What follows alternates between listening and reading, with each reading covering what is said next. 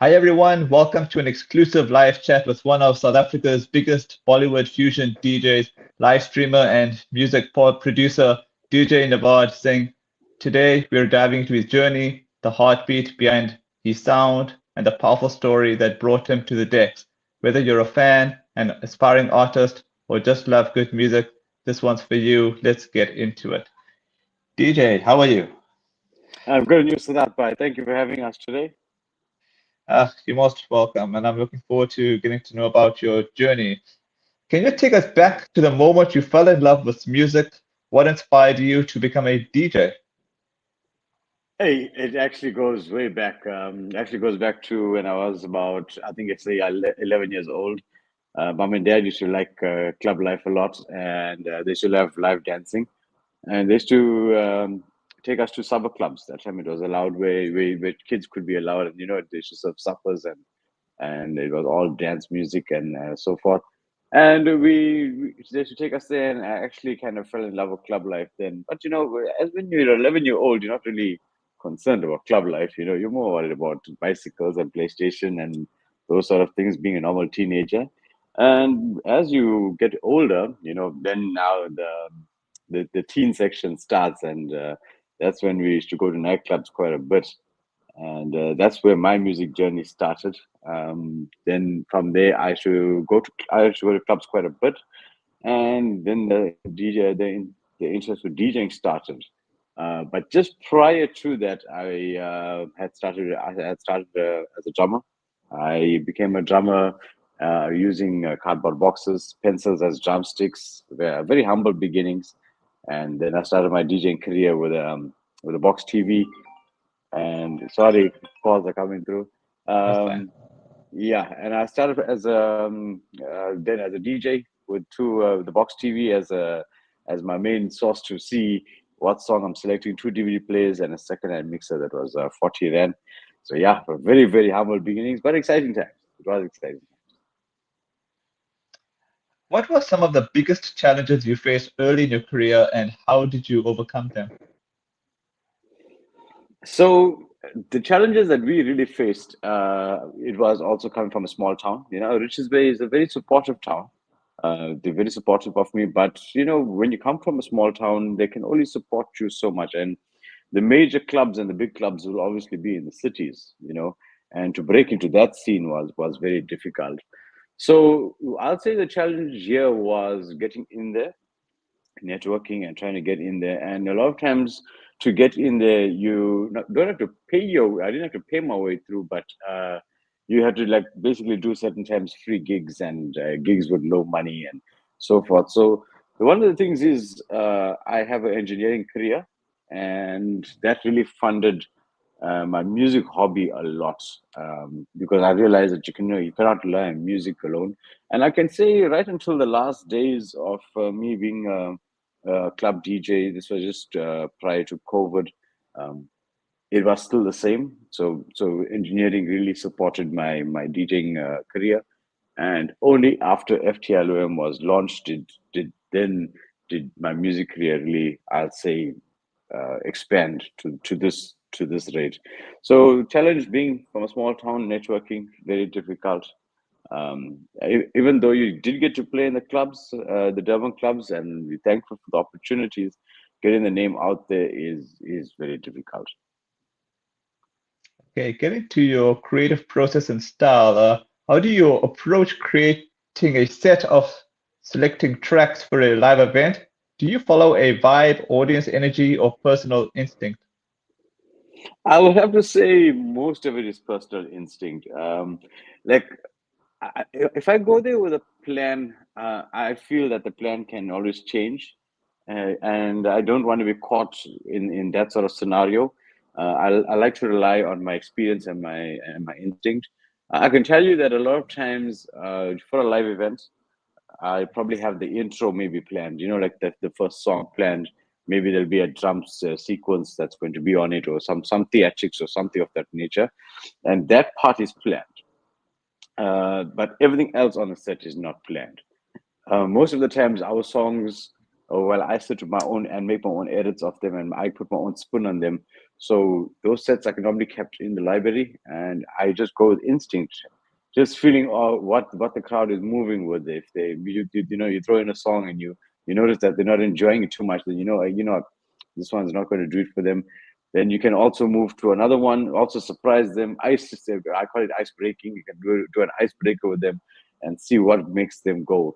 And that's how my set is basically made. I also want to be in a point or in a state where I am also excited, and I don't want to know what's happening next.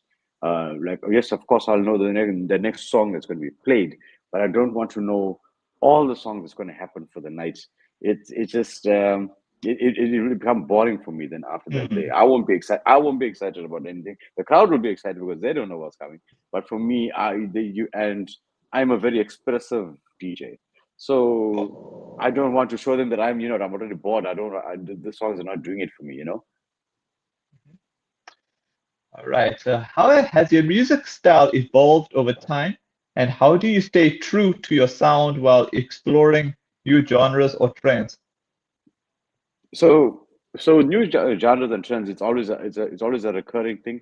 You have to look at it daily, and you have to look at the developments of it daily.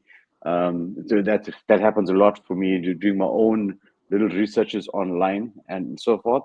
But to answer your question, the music may evolve and the sounds may be fresh. Like just a couple of years ago, our piano entered the scene, and now it's very big.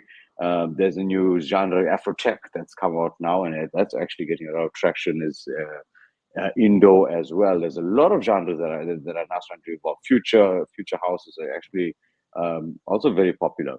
But one of the things that is the common amongst all these music genres is that they always refer back to nostalgia, or they always refer back to throwbacks. And you'll have an old sound or an old song that is now brought back into a fresh new music genre format. And so that's why we stay in that trend there. We also make space and make way for brand new music that is coming out. We just first have to listen to the song. By just listening to the characteristics of the song, its tempo, its key, its energy levels, exactly where it's going to fit in your music set. Sometimes it's a I can say it's a knock out the park. The song is big, and it lasts for a long time, 2 to 3 months perhaps. Some songs only are very popular just for the week itself. Sometimes it's a gamble. You just got to go with it and see what works for your audience, and go from there. Okay, getting to the local influence and culture, how is being based in KZN influenced your music, and what makes the KZN music scene unique to you? So for KZN, I would have to say the main thing about KZN is our heritage. If you look at the 1860 arrival of the Indians in South Africa, everybody has made KZN home. A lot of them, yes, have traveled out to further provinces and so forth, but KZN has the heritage. And that played a massive, massive influence in my music career, because I grew up with parents, I grew up with friends, I grew up with family, and they introduced us to cultures, and our cultures, with especially with music, like who was the hot band at the time, who was the hot singers at the time, who was the hot DJ at the time, what was the hot clubs at the time. It all evolved. All what we're doing today is just an evolution from that. And that's why I say KZN is so rich in culture, and especially with our music upbringing and our heritage. Had it have been different, if you had to do this, or say, suppose I was in a province or in a country that is not KZN, uh, I would have to say I doubt I would have been a musician, because maybe there could have been a limiting factor in those provinces that maybe I won't have had music as an interest. So that's why I'd say KZN is a heritage. It's you're going to say the motherland of all the, especially the South African Indian culture that's here. Are there any local artists or producers you love collaborating with or hope to work with in the future? Mm. I would have to say it's actually one of my biggest, if you would say, goal to achieve. I don't want to even do work with an international artist. I actually want to work with Dr. Victor.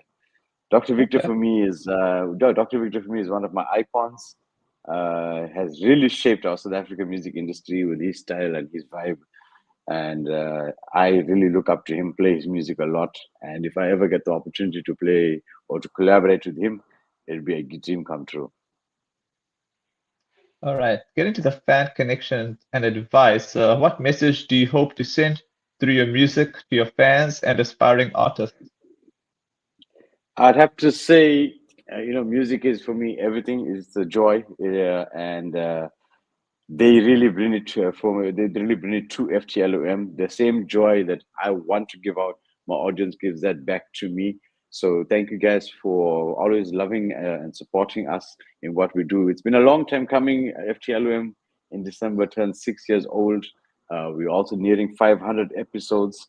That's over 1,500 hours of online performance. And thank you guys for the love and the support. Every single event, you guys are there. Every single live stream, you guys are there, and you just keep our numbers just keep on staying high all the time. So thank you guys. Thank you, y'all. Y'all. I hope this message tells you how much you guys inspire me to be me. And thank you guys. I appreciate you guys. And for the ones that want to become a DJ and follow their dreams, don't ever give up. There is one thing that it's called consistency. You got to stay at it, and no matter what, if you stay consistent, you will reach your goal. It varies from person to person. Some may achieve it early, some may achieve it late, but it's going to be there for you. It's just that you got to have patience and wait for the right time. What's one piece of advice you would give to young, up and coming DJs trying to break into the scene? For young DJs trying to break into the scene, firstly, you do not need expensive equipment to break into the scene. I've seen a lot of DJs have asked me this year, you don't need expensive equipment. Equipment has become more affordable nowadays as compared to our days. We had to take out loans and so forth to purchase our equipment, but you don't need expensive equipment to do that now. You can start off cheap, and the main thing is that you need to look within yourself, find originality. You can be inspired by other DJs, but you need to find your own identity.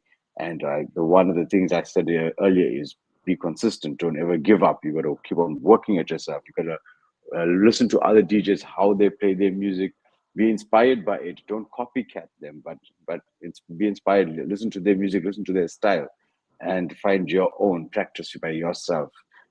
So it is quite accessible to become a DJ nowadays. It's much more easier, but it's very hard to stand out, and that's something that you have to dig really deep within.